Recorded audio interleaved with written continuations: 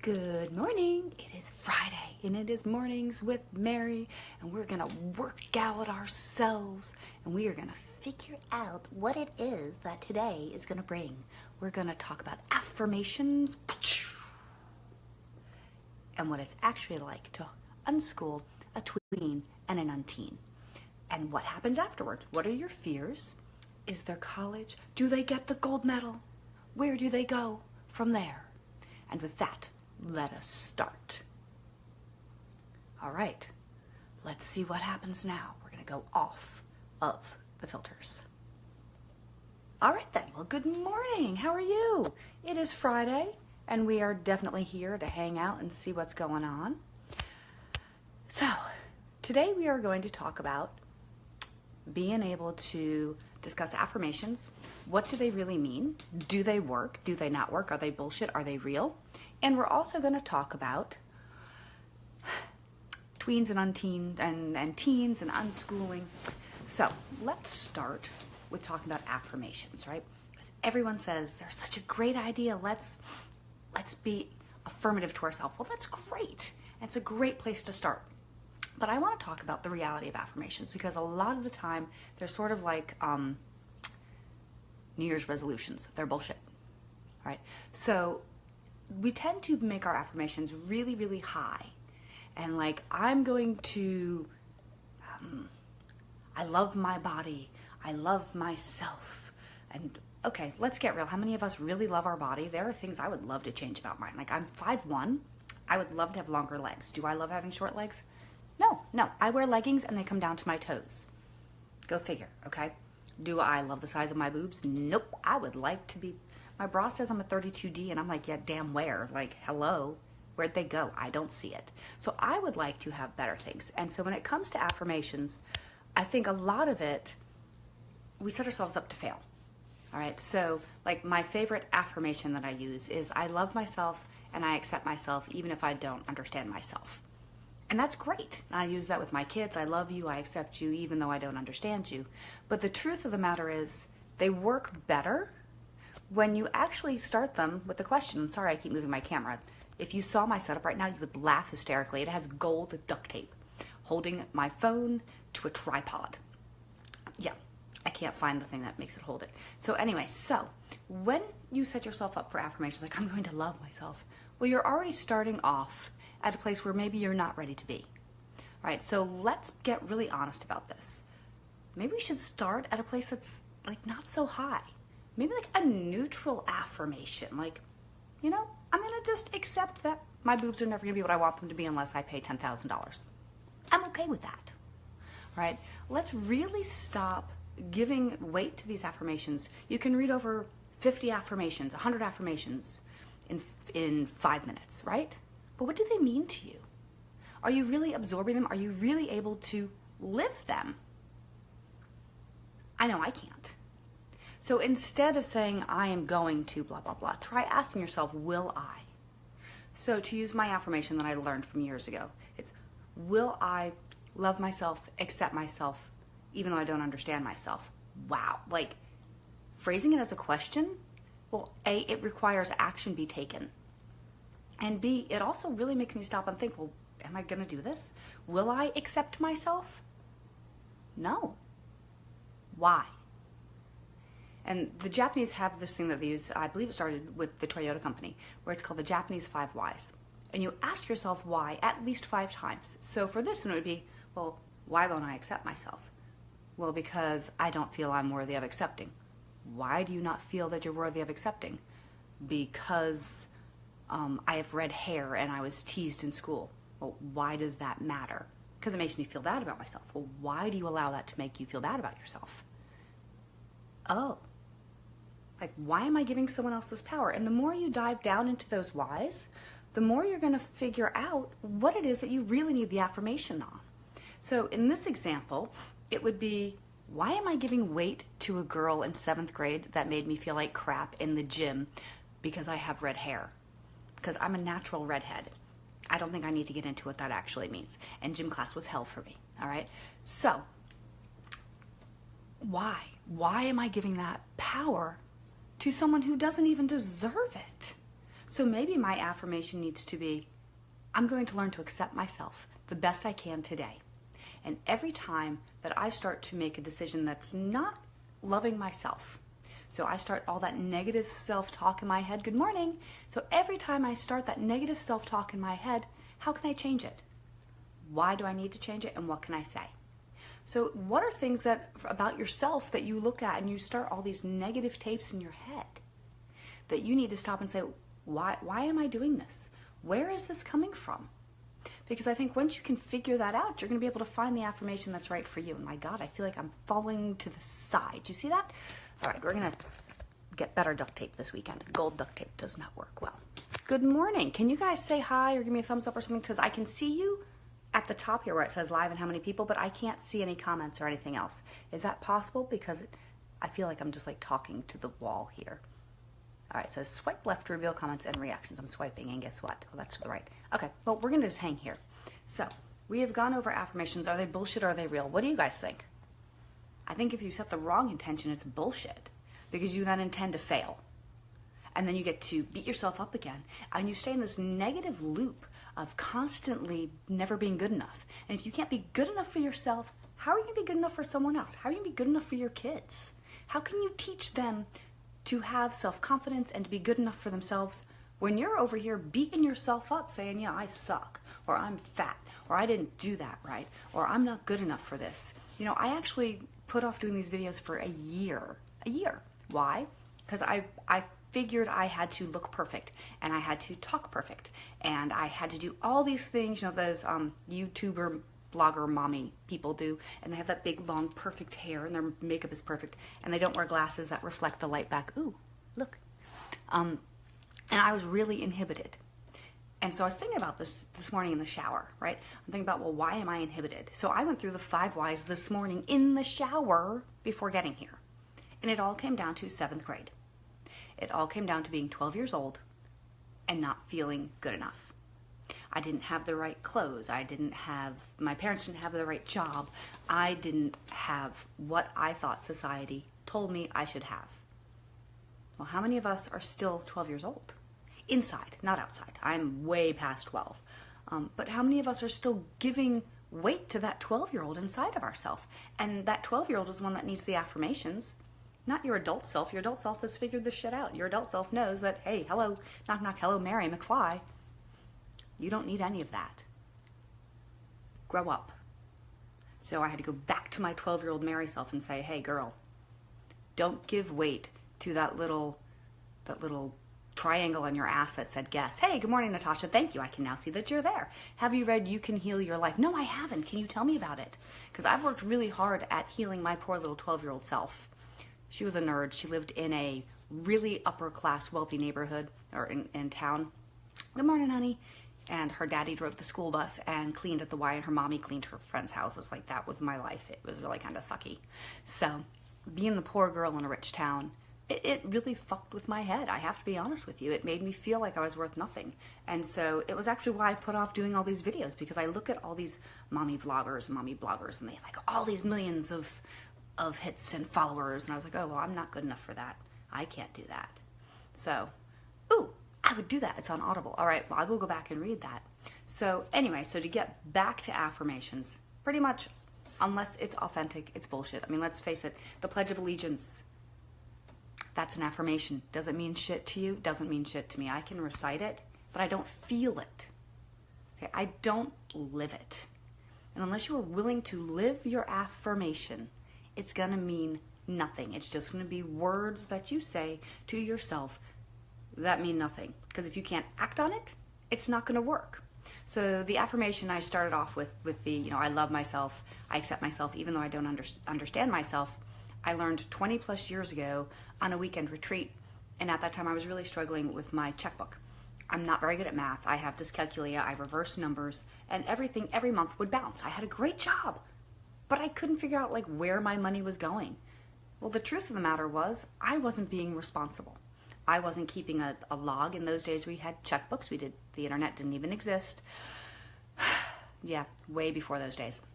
And so there's no online banking, which is like my savior. Thank you. So I had to accept the fact that maybe I didn't want to succeed at it. And that was probably really hard to accept the fact that I really wanted to suck at this. I wanted to suck at my checkbook, because really, what was the secondary gain? Not having to be responsible. Yeah. They didn't have as high of bank fees back then, so bouncing was really an okay thing. I didn't have to learn how to do this. I could still depend on other people.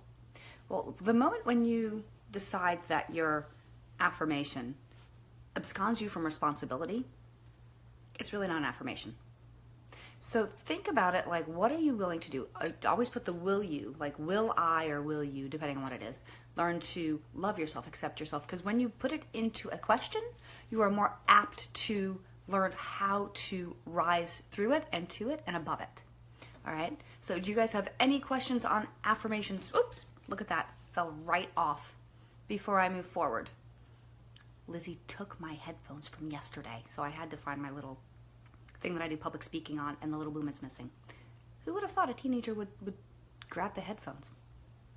All right. No questions about affirmations. We're good. We're going to dive right in to unschooling with tweens and teens.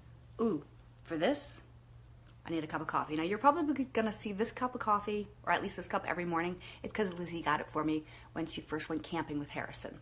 And so it's, oh, the kids are home today. Awesome. Just tune in. It's all good. So we're going to talk about tweens and teens. Now, I started this entire homeschool journey with a 12-year-old. Yeah, no, I didn't start at the beginning when they were young, and isn't it sweet? And, oh, we're going to unschool, and we're going to do all this wonderful learning as we go. No, it was 7th grade with a 12-year-old bitch.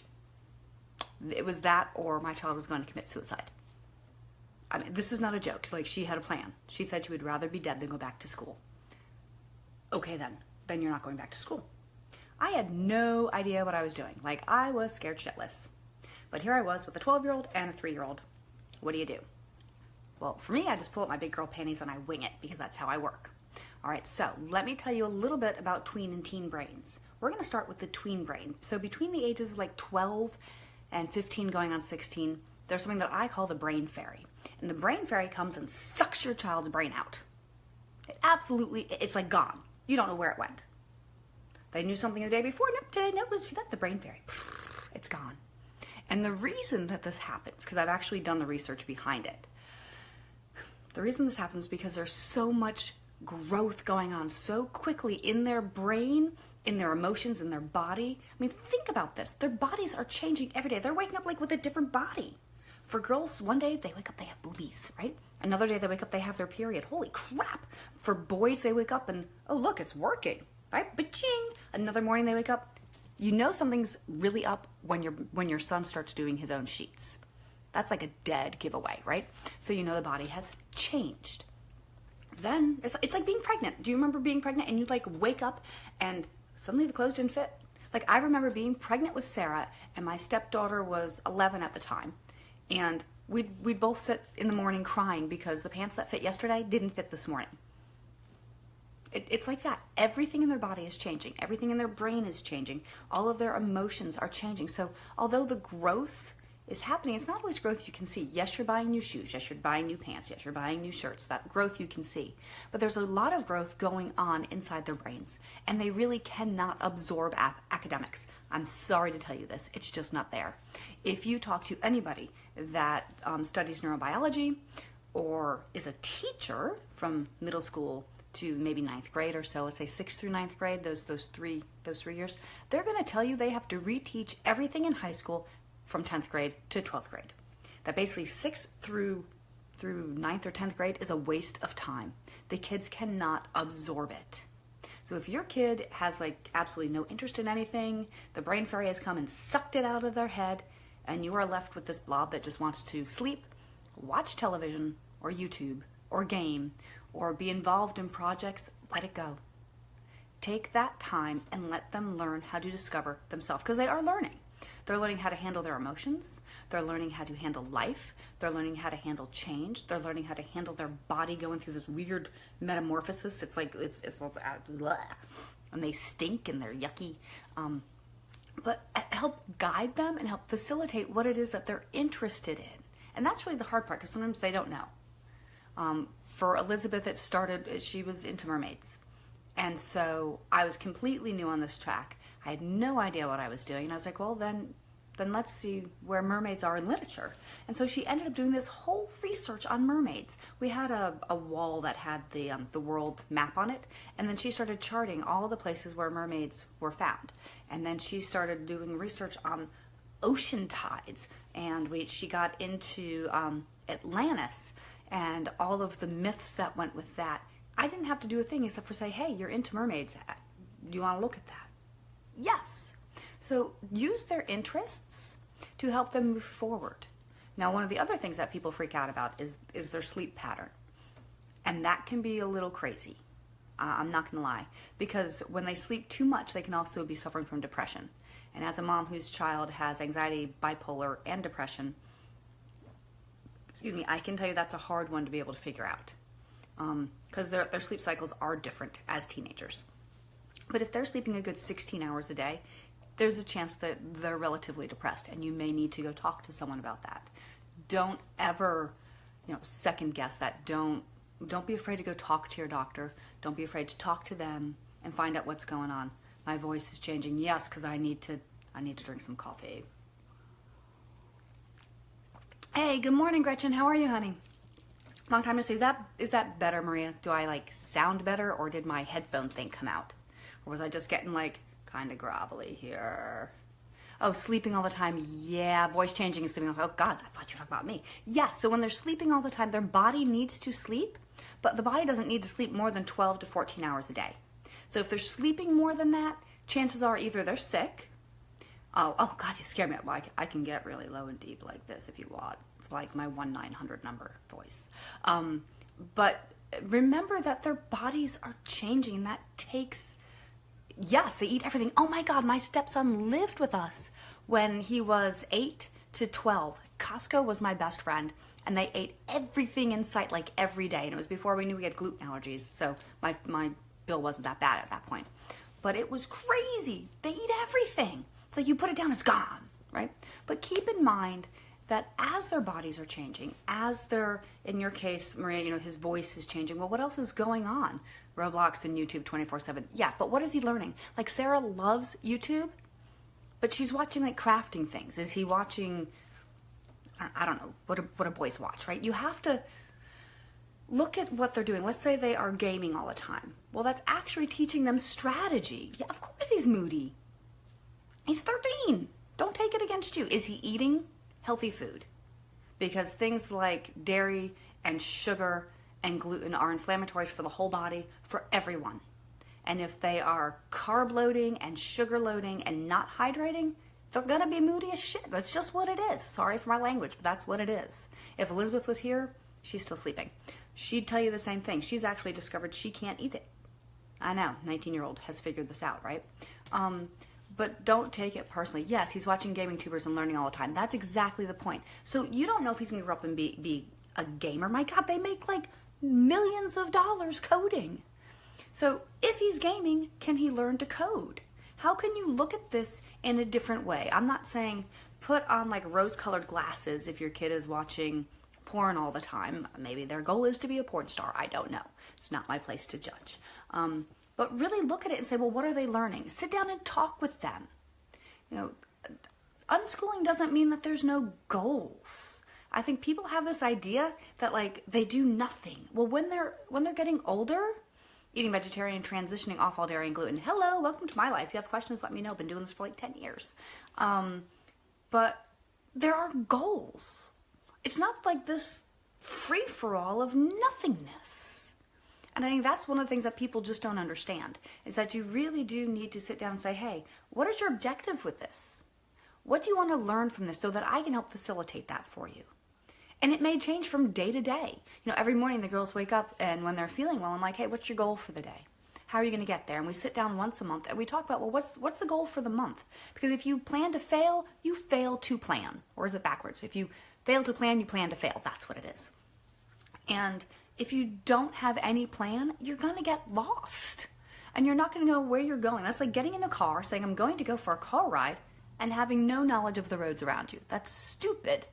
He's learning how to code. He also loves art and learning claymation from YouTube. See, he's learning. It's not that he's doing nothing. And people tend to think, oh, well, they're not doing worksheets and they're not following a textbook. They're not learning. Yeah, they are. The world that they're going to live in is completely different than the world that we lived in, or the world that we were educated for. Our educational system is set up for like 200 years ago, people. It's not set up for tomorrow. They're saying by 2030, over 80% of the jobs are going to be gone. Gone. Hello, goodbye. Why? Because they're going to be able to be computer driven. And we're going to need people that know how to do things that computers cannot do. Computers cannot feel, at least at this point. Computers cannot relate. Computers cannot communicate. They cannot work together. I know, I hate worksheets too. Like lap books. What the hell are up with lap books? They're worksheets on a piece of cardboard. Stupid. Anyway, unless your kid likes something, they're great. But we need to prepare our children for a world that we have no idea what it's even for. Maybe a name change from unschooling to like freestyle schooling would help people understand. No, I think that would also like totally freak them out. One of the ones that I found that I happen to love is self-led learning, because it really is what unschooling is. So the word unschooling came out in the 70s from John Holt. And do you guys remember the 7-Up commercials where you go, ha ha ha ha ha, the black eye, and you'd be like, the uncola. That's where unschooling came from. And most people that enter into unschooling never bother to sit down to read the books by John Holt, nor do they bother to read the articles by Peter Gray, nor do they bother to read things by, what was his name? I'm completely spacing on his name. It'll come to me in a minute. So they just like pick up this, I don't have to do anything attitude. Bullshit. Bullshit on that. As a parent, I am more involved in their education, unschooling, than I ever was with a curriculum. Because I have to know. So if we're going to go to the park, guess who's looking up things on physics? Me. Why? So that we can have conversations about those twirly little seats and the difference between centrifugal force and centrifugal force. Yeah, I love John Holt. Oh, my book is reviewed on his site. Did you know that? Which is really awesome. I was like, yay, Pat Ferenga reviewed my book. Totally cool. So I was like a big moment in my life. I was like, yes, it's like celebrity status in the unschooling world. Looked at me and reviewed me. Hello. But people think that you just do nothing. You just let your kid do whatever they want all day. No. I mean, yes and no, okay? You let them do what they are inspired to do, but you can guide, you can facilitate, it's called strewing, you leave stuff down. How can you know you want to learn something if you don't know it exists? That makes no sense to me. Like, how is a 10-year-old supposed to know about something she's never been exposed to? So, yeah, they're going to be bored. Like right now, Sarah's bored to death. She's sick. So that's number one. Number two, we've been waiting since November to find out how can we retrain her eyes, because she has vision. No, she has sight but no vision. Go figure that out. Like, I didn't even know there was a difference between the two. The poor kid can't read because she only sees the last 2 words on the right-hand side of a page. She can't write because she can't see what she's writing. It all like blurs and moves and does this. Well, who could read with the page going like this? I can't. So we've been waiting, and she is bored to death. So we've been trying to basically teach her like she's blind, and which is great, and that works. But there's not this free-for-all, do nothing all day, watch YouTube. Bullshit. Get up, go craft. If you're watching YouTube, what are you learning? And I think people forget with their tweens and their teens that because they're going through all of this change, as parents, yes, we need to guide, we need to facilitate, but we need to give them time and space to be able to learn about themselves, so that when their brain re-enters and the brain fairy comes and deposits it back in their brain, they've learned about themselves and they know what it is that they want to learn and where to go. Like Elizabeth is a great example. I love this one. So we took her out of a blue ribbon school at 12 years old, right? When she came to me at 15, she's like, you know what, Mom? I need to learn some more. I'm ready now. So we tested where she was in math, and she was in 3rd grade level. Talk about one pissed off mom. That was me. Like, I'd been asking for math help for her for years and never got it. Well, because she was ready to do it, she did 6 years of math in 90 days. That was kind of expensive. Teaching textbooks is not cheap. But she did it because she was ready and she was able to absorb it. And I think she spent 3 months on the fractions chapter. But she got it. All right. In order to graduate on time, she had to be able to take a science with a lab and a U.S. history course, right? So we let her go through her Key Club graduation, but the truth was she hadn't finished these 2 courses. And we went to her and we said, all right, Liz, here's the deal. You don't have to graduate this year, but then you pay for your enrollment. We did a program through North Atlantic Regional High School, and I loved it because you got to create your own curriculum. And for Elizabeth, that's perfect.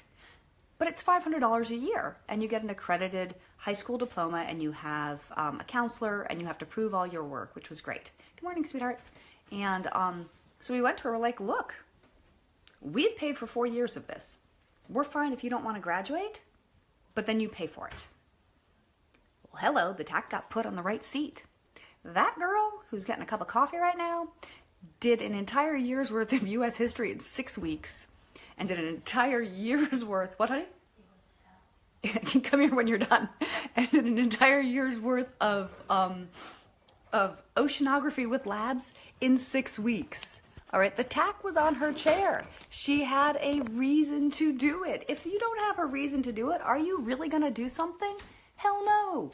Hell no. Hey, oh, we got Sleepy Girl. You coming? Doing all of that was hell. It was. Oh, she was such a bitch. It was so bad.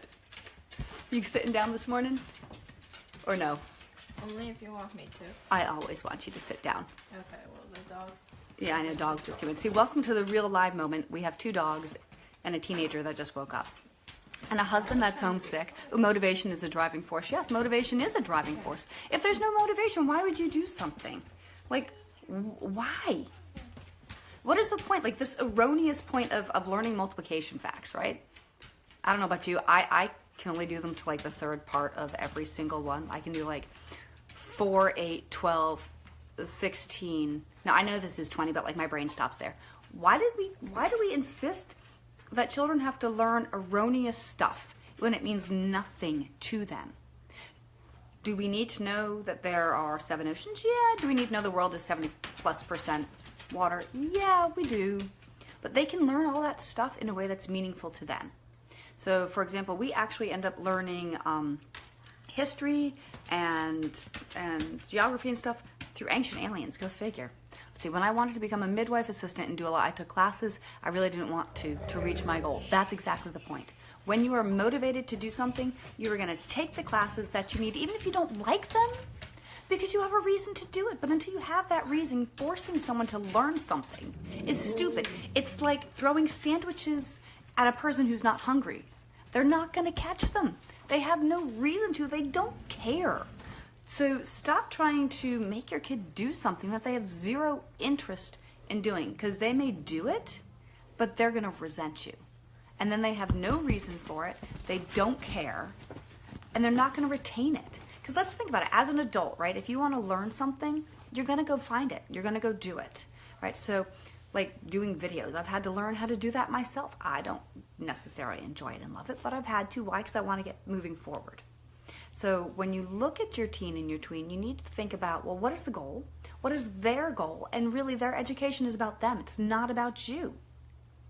Yeah, that's a hard one, isn't it? Like, their education's about them and not you. Because society tells us education needs to be about you.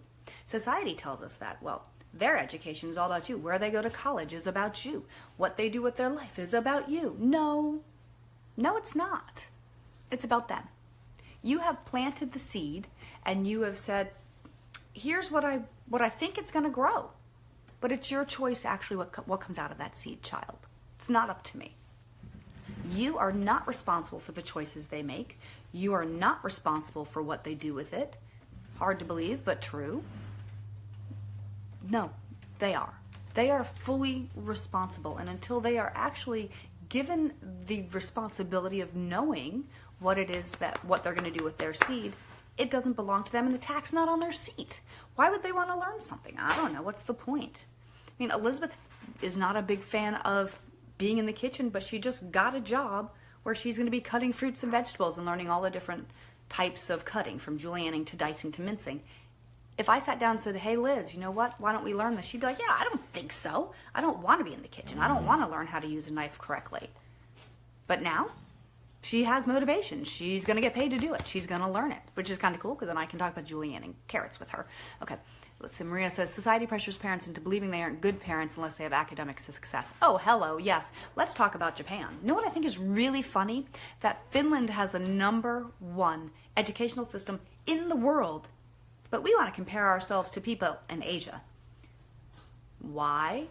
Because it means then that we can berate our children, make them feel bad about themselves, and become little machines that move forward, because then it keeps, now, see, this is going to sound really conspiracy theory.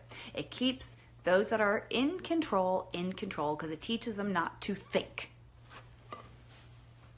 Yes. I know I love Finland. They have big foreheads. I dated a Finn. Finland wants their people to think. Asia does not want their people to think. They want them just to do. They want them to be little machines. And in America, at this time, we no longer get excited about those who have innovative ideas. Gone are the days of the westward expansion and the mind-blowing movements. We now just want people that say, yes, ma'am, yes, sir, I'll do that. Don't question. Our authority figures want us not to think, because in my opinion that threatens them. Oh, baby, I know baby wants loving. So you're gonna come sit. Ooh, she has a banana. You're gonna sit next to baby. Yeah, so that she can. All right. So it's really a matter of what do you want for your child. Where do you want them to go? Because truthfully, it's not about you. It's about them. And if it's all your opinion and what you're gonna do, they might go where you want them to go, but they're gonna be angry and they're gonna be resentful, and it's not worth it. Are they gonna flounder? Yeah, they are. Are they going to get lost? Yeah, but guess what? That's totally age appropriate. It's totally age appropriate for your 16 to 20-year-old to not know what the hell they want to do with the rest of their life. Like, why do we ask these children to figure out the rest of their life when they can't even figure out their outfit for the day? Hello? This is stupid. How can they figure out the rest of their life? Have them figure out themselves first. Let them know themselves. Let them find themselves first. Take different classes, try different jobs, try different hair. Stop trying to put the pressures of the adult world on a child. What are we raising them for? Why are we doing this to them? They're going to be an adult for a really, really long time. Why do we need to rush it? Let them take this time where they don't have all those adult responsibilities and explore things like unschooling adventures. Oh, God, what I would have given for Elizabeth to be able to go on one of those. They are so cool. Like, they take these kids, and I've met Blake Bowles. Loved him. We met him in Cape Cod. They used to do a month-long series of writing, and they'd have all these teens hanging out with adult supervision, mind you, and they'd spend an entire month just writing. That's all they do. And they'd learn how to live communally, and they'd learn how to work together and how to cook together and how to live together and how to explore themselves. They'd have all these workshops. Well, now they go all around the world, and the kids learn how to write resumes, how to interact with people of different cultures, how to find themselves. I mean, things that are really going to matter in 5 years, not whether or not you took algebra at 13 or at 18 or at all. It doesn't matter. So I think as parents, we really need to look at what's going to matter, how important is it, and where is my child? Because as a parent of a child who has mental illness, I got to tell you, there's a lot of times I would just let stuff slide. You have 900 hours in the year to do academic stuff, but there's 8,767, I think, don't quote me on my math there, hours in a year. 900 versus 8,700 plus. It doesn't have to happen at specific times, all right? So we need to let go of that fantasy. We need to deschool ourselves, and we need to learn to let them live and let us live and live in harmony. So it is going on. I have no idea what time. What time is it? 9:35. So do you have any questions before I sign off and finish my cold coffee and hang out with my kiddo this morning? Is there anything I can answer about affirmations or unschooling tweens and teens, how to do it, where to go, or are we good to go for the morning? Because I'm not going to be back on until Monday.